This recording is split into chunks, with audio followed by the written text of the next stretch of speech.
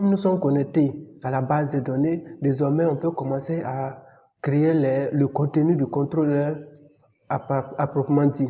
Alors, le contrôleur, c'est un package qui va contenir des fichiers sous la forme de notables concaténés avec contrôleur. C'est-à-dire, on écrit notable et puis on colle contrôleur dessus. D'accord? Et chacun de ces fichiers, en réalité, va contenir des requêtes. Des requêtes pour ajouter, modifier, supprimer. En tout cas, les requêtes pour manipuler la table concernée. D'accord? Alors, on y va. La création du contrôleur. Alors, ici, on était connecté à la base de données, c'est bon. On a vérifié et on a mis ça aussi en commentaire. Donc, on va créer les différents contrôleurs. Donc, j'ai besoin du nom de chaque table et puis je vais concaténer avec contrôleur. Je crois que j'ai ça quelque part ici. Nom de la table contrôleur, voilà, c'est déjà préparé. Bon, il va falloir faire ceci, comme ça. New folder contrôleur. Encore ici, étudiant, new folder contrôleur. Voilà. Encore inscrit.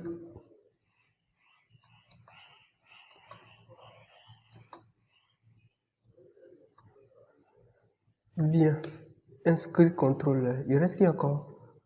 Niveau? Ok, niveau contrôleur. On copie. On crée le contrôleur. Voilà. Une fois qu'on a fini de créer ces différents fichiers, ce qu'on va faire, moi je vais commencer par étudiant pour que l'explication soit beaucoup plus fluide. D'accord?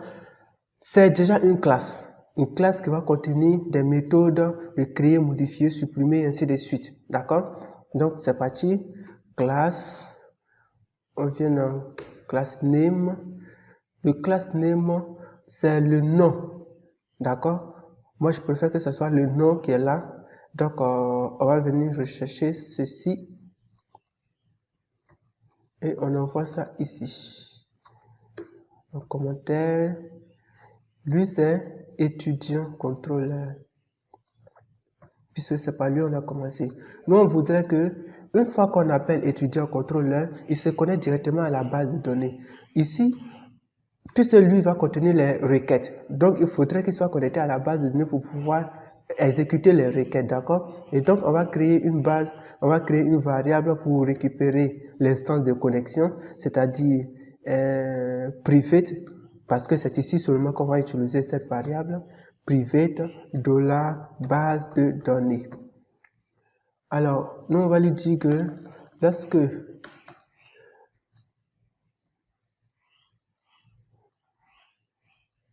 on va lui dire de se connecter à la base de données. Donc, on va lui dire vise base de données, vise base de données va recevoir,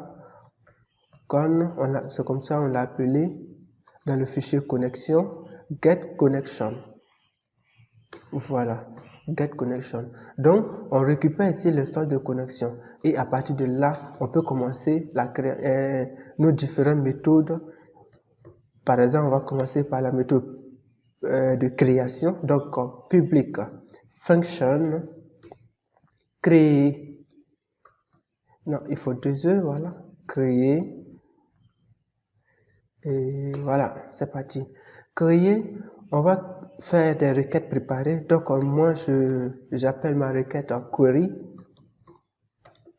Query, c'est une requête qui va aller créer, donc ajouter une information dans la base de données. Dans ce cas, c'est insert into. Le nom de la table. Le nom de la table, c'est ceci avec un petit E. Donc, on écrit comme ça. Voilà, étudiant. Et on met entre parenthèses les différentes paramètre et on met value. Values et on met n. Voilà le nombre de points d'interrogation que vaut ici le nombre de paramètres. Alors, quels sont les paramètres de étudiant? Moi, je viens les chercher ici. Les paramètres de étudiant. Il y a le ID. Je vais tout copier en même temps. Quelque part ici. Voilà, il y a les ID. Comme il s'agit d'une insertion, tous les ID, on a dit qu'ils sont auto-incrémentés. Donc, vous devez vous rassurer que tous les ID sont auto-incrémentés, d'accord? Donc, si le ID n'est pas auto-incrémenté et que vous ne lui donnez pas une valeur, la requête va échouer. Donc, le ID est auto-incrémenté. Ainsi, on s'occupe du ID, on ne s'occupe que du nom, prénom, c'est date de naissance. Donc, on va les coller ici, d'accord? Et ici, on va mettre virgule, virgule aussi, et on a combien de paramètres? 1, 2, 3, 4 paramètres. Ici aussi, on met 4 points d'interrogation. Une fois, 2 fois, 3 fois, 4 fois. Très bien. Une fois que ça c'est fait, on va créer une autre variable, statement, qui va recevoir vise base de données, on va préparer la requête, prépare, vise base de données, prépare query, voilà, et on met ceci. Il s'agit d'une création, on a juste besoin de l'état de connexion. Et comme c'est l'état de connexion dont on a besoin, ce qu'on va faire, on va lui dire return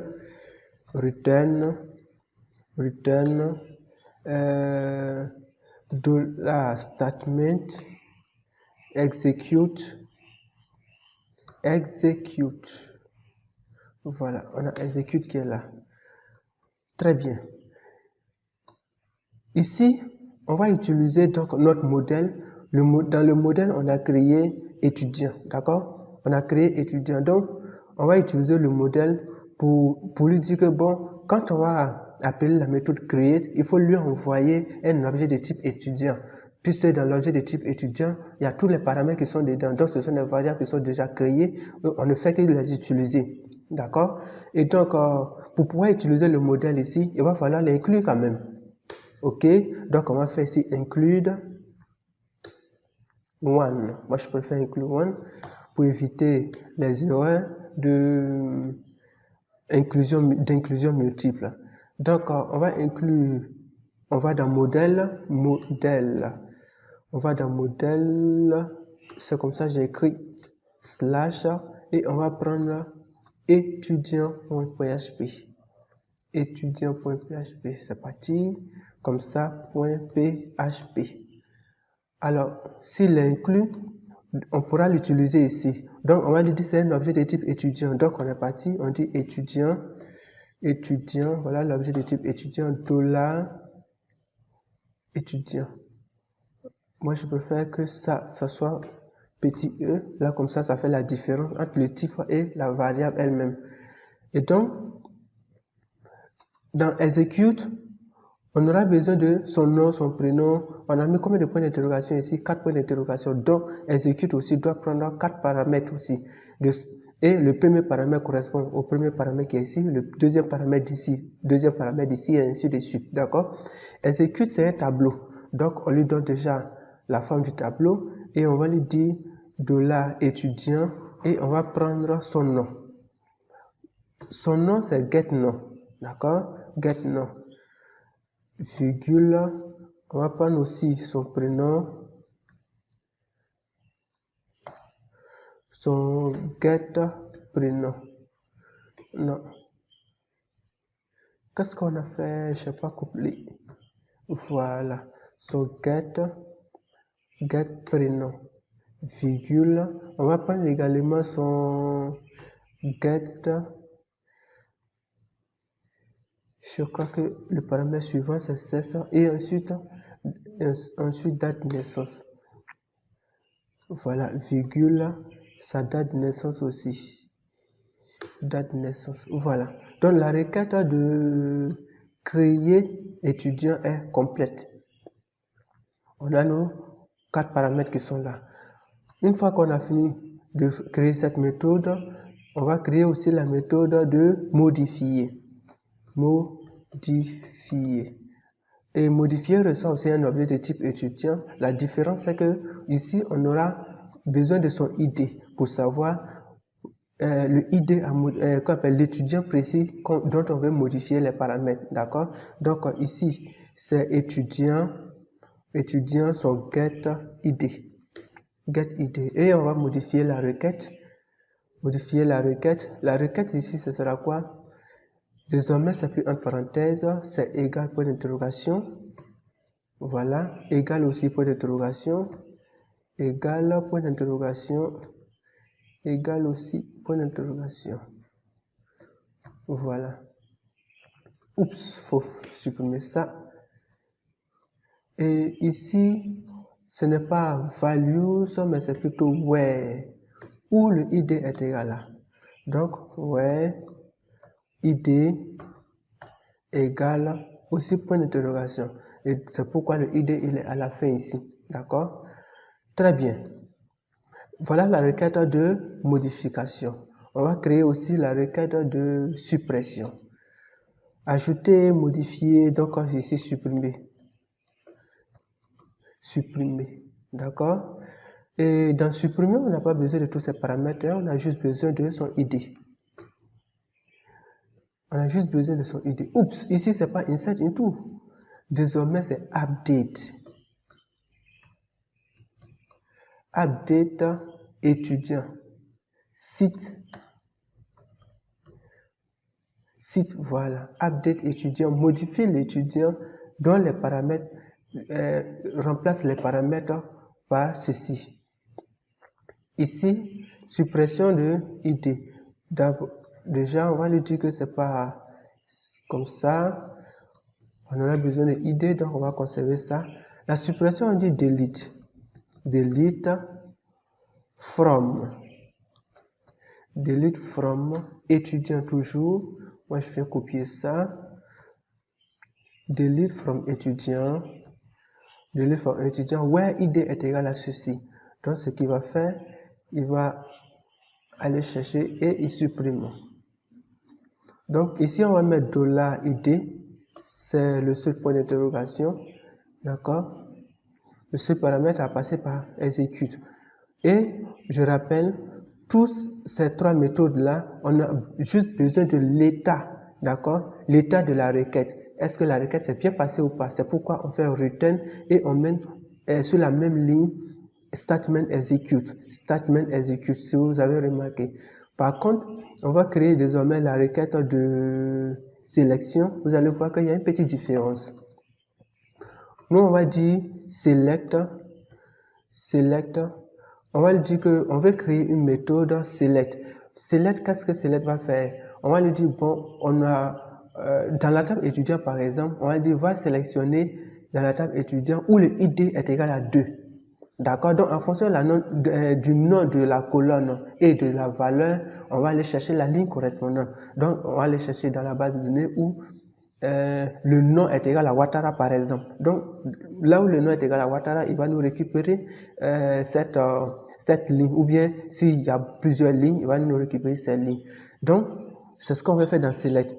Pour cela, on a besoin du nom de la colonne, $nom colonne. Ensuite, on aura besoin aussi de $valeur. $valeur. Voilà.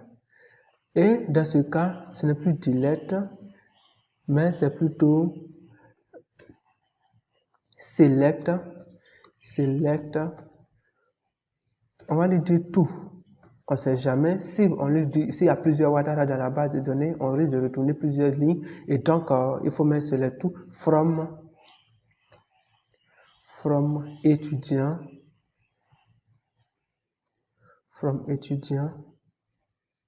Select to from étudiant where ici puisque on ne connaît pas d'abord le nom de la colonne, dans le cas de modification, on connaît le nom. On sait que c'est le ID qui précise un étudiant uniquement. Donc, c'est le ID, en fonction de l'ID qu'on va modifier. Par contre, ici, on ne sait pas en fonction de quelle colonne on va sélectionner. Donc, il faut faire ceci, de la colonne, point, ceci est égal, point d'interrogation. Point d'interrogation. Voilà. Donc, si on lui envoie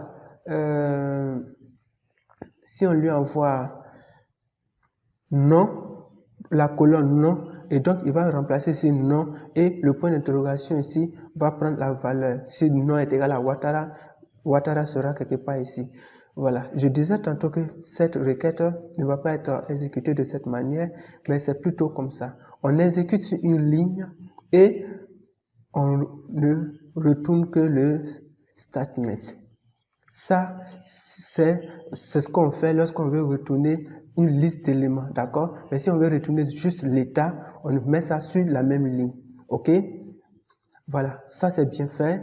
On va créer aussi la requête plutôt la méthode de sélectionner tout.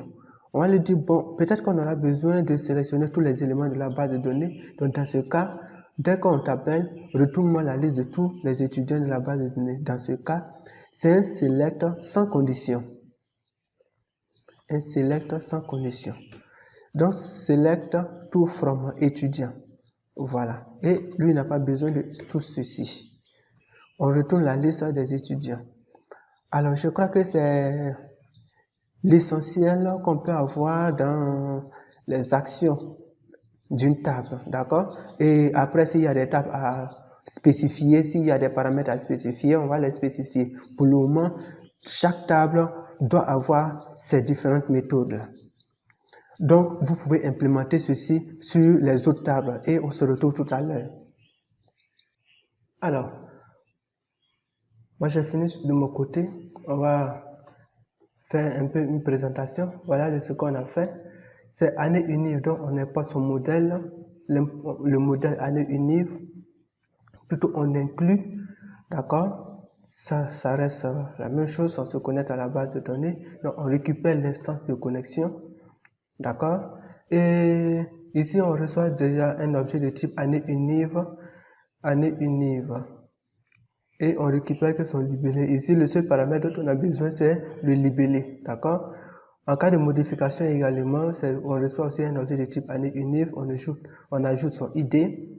Voilà, et tout est bien fait. En cas de suppression également, delete from année unive where ID est égal à. Voilà, il faut toujours se rassurer que vous pointez dans la bonne table. Et année unive, il est complet. Inscrit également, on associe insert into. Inscrit, la table inscrit, on a besoin de ID, niveau, année universitaire, on a 3 paramètres, donc 3 points d'interrogation. Et ici également, il faut lui donner aussi inscrit son étudiant, inscrit son niveau, inscrit son année unive. Rappelez-vous que le premier point d'interrogation est remplacé par la première valeur, donc veuillez ne pas déplacer, par exemple, mettre inscrit étudiant en dernière position, quelque chose comme ça, respecter un peu l'autre. Et modifier aussi, on ajoute son ID, c'est bon. Supprimer, la requête, ce qui change avec supprimer, sélectionner, select all, c'est ici généralement, ici. On a juste besoin de changer le nom de la table et les autres paramètres là vont rester intacts. Bien, on va voir aussi niveau. Niveau, on a bien importé le modèle niveau. On a juste besoin de son libellé. Voilà. Voilà, et je crois que tout est bon. Je vais vérifier si j'ai importé vraiment modèle inscrit. Ça, c'est modèle étudiant. Et ça, c'est modèle année unive. Très bien. Donc, le contrôleur est terminé. D'accord? On a fini de créer le contrôleur. Et donc, on va s'arrêter là et poursuivre dans la vidéo suivante.